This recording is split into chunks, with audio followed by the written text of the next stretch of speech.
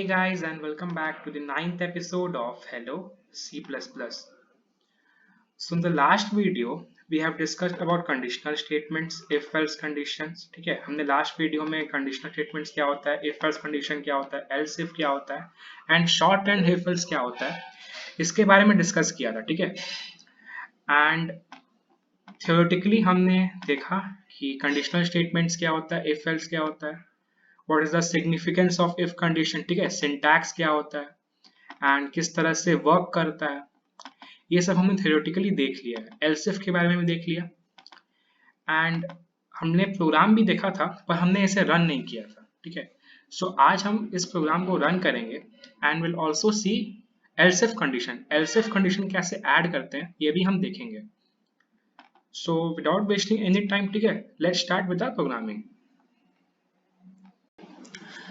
Okay, so let's come to our code. ठीक है, जो मैंने वहाँ कोड लिखा था, मैंने सेम कोड यहाँ लिखा है, बट एक चेंज किया कि मैंने खुद से इनपुट नहीं दिया है.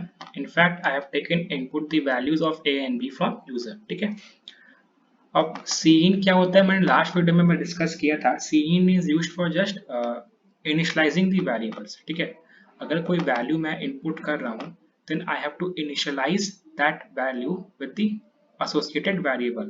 So cin generally उसी लिए यूज होता है. एंड सी आउट तो पता ही है क्यों होता है, cout for printing a statement. ठीक है, मैंने यहाँ a का वैल्यू इनपुट लिया एंड b का वैल्यू इनपुट लिया. सो अभी तक मुझे पता नहीं है कि a में कौन सा वैल्यू है एंड b में कौन सा वैल्यू है. ठीक है, so I can not write directly that cout this is bigger or we can or a b is bigger. We can not write directly. So हमें कुछ यहाँ पे कंडीशन चेक करना पड़ेगा कि कौन सा एक्चुअली में बड़ा है, कौन सा एक्चुअली में बिगेस्ट है. ओके, सो रन करते हैं एंड देखते हैं कि आउटपुट क्या आ रहा है हमारा. ओके, सो हमारा प्रोग्राम रन हो चुका है, बिल्ड हो चुका है. Let's get our output. ठीक है, एंटर वैल्यू ऑफ ए. मैंने वहाँ ए का वैल्यू दिया था 5, सो 5. enter value of b 6. b is bigger. ठीक है, प्रिंट हुआ. लेट्स, ठीक है, एक और हम लेते हैं, मतलब एक और बार हम डालते हैं वैल्यू. अब हम डालते हैं a में 6 एंड b में 5. सो a is bigger. ठीक है, सो डिफरेंस समझ में आया. मतलब डायरेक्ट लिखने से कि a is bigger या b is bigger, उससे क्या होगा ना कि हमारा प्रोग्राम हमेशा सक्सेसफुल नहीं होगा. अगर मुझे पहले से वैल्यू पता है देन इट्स ओके, पर मेजॉरिटी ऑफ द टाइम में वो चीज़ नहीं होता है. मेजॉरिटी ऑफ द टाइम में मुझे इनपुट यूजर से लेना होता है. सो ठीक है, आई होप कि क्लियर हो गया होगा कि इफ कंडीशन का सिग्निफिकेंस क्या है, how we use if and else conditions. Conditions क्या होता है ये भी हमने देखा. ओके, ठीक है, यहाँ चेंज करते हैं, तो यहाँ पे चेंज करते हैं, यहाँ करते हैं a is less than b. ठीक है, अब एक और चीज है, कंडीशन के अकॉर्डिंग मेरा अंदर का स्टेटमेंट भी चेंज होगा. ऐसा नहीं कर सकते a is less than b, then how we can set a is bigger. Obviously b is bigger. ठीक है, a is less than b अगर ट्रू हुआ तो b इज बिगर, एल्स मतलब a इज बिगर. इससे और क्लियर हो जाएगा. ठीक है, इसको बिल्ड करते हैं और रन करते हैं. सो आई होप कि यहाँ पे दिख रहा होगा कि मैंने यहाँ पे चेंज किया है. पहले मैंने यहाँ लिखा था a greater than b, now I have used a less than b. So run करते हैं फिर से. Enter value of a, let's input 5. Enter value of b 6. b is bigger. ठीक है, कोई चेंज नहीं हुआ क्योंकि मेरा यहाँ पे क्या हुआ, इफ कंडीशन के अंदर आ गया. b बड़ा है 6, 6 is greater than 5. Okay, obviously 5 is less then 6, तो मेरा यहाँ पे b इज बिगर प्रिंट हो गया. आई होप ये समझ में आया होगा इफ एल्स कंडीशन. अब हम देखते हैं एल्स इफ के बारे में. ओके, सो लास्ट प्रोग्राम में हमारे पास सिर्फ दो कंडीशन था, a एंड b. a बड़ा हो गया तो b बड़ा होगा. तो वहां पे हमने इफ एंड एल्स यूज करके देख लिया. But if we have one more condition, ठीक है, अगर a b c है हमारे पास, हमें अब तीनों में से we have to check which is bigger. If we have to check which is bigger, तो एक और कंडीशन बढ़ जाता है, and we all know that कि if we have to add one more condition to our if and else, we have to use else if condition. Else if use किया जाता है, ठीक है। सो अब देखते हैं कि ये प्रोग्राम कैसे होता है। ये प्रोग्राम में क्या है कि मेरे पास ए बी सी तीन वैल्यूज है, तीनों वैल्यू का इनपुट यूजर करेगा and we have to print the biggest value among them. So यहाँ पे मैंने सिर्फ वैसे ही A B and C input ले लिया यूजर से। Now I have to check which is bigger. अब ठीक है, यहाँ पे थोड़ा सा लॉजिकल कंडीशन बदलेगा, एंड लॉजिकल ऑपरेटर्स भी बदलेगा।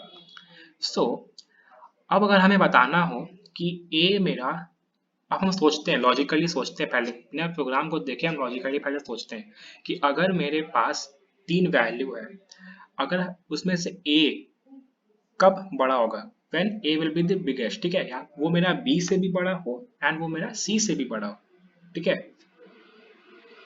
a has to be greater than b and also greater than c, तब हम बोल सकते हैं कि a is the biggest।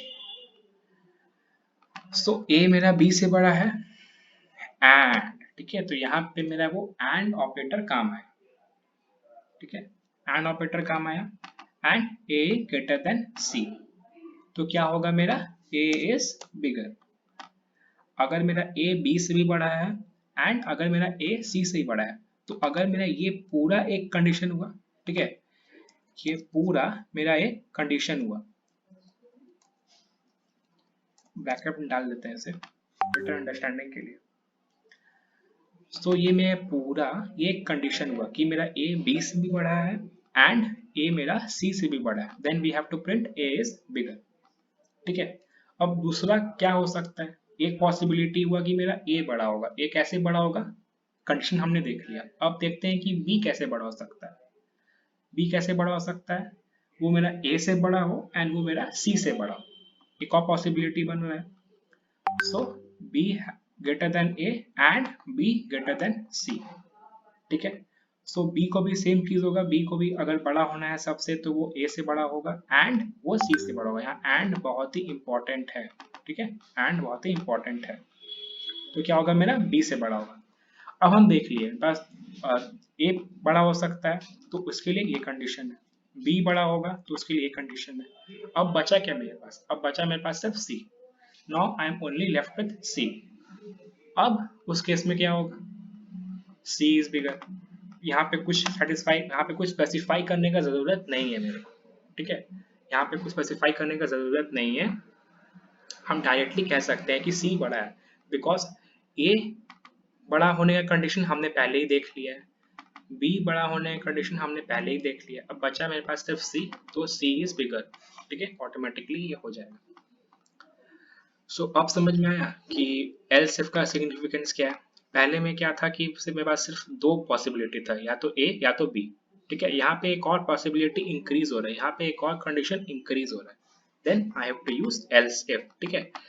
अब एक और चीज दिख रहा होगा कि क्रोनोलॉजिकल ऑर्डर क्या है, पहले इफ होता है, ठीक है, अगर एक और कंडीशन है, अगर ऐसा मतलब नीड है कि if there is a need of one more condition और वन एक्स्ट्रा कंडीशन, ठीक है, then I will use else if and last में वी यूज एल्स, ठीक है।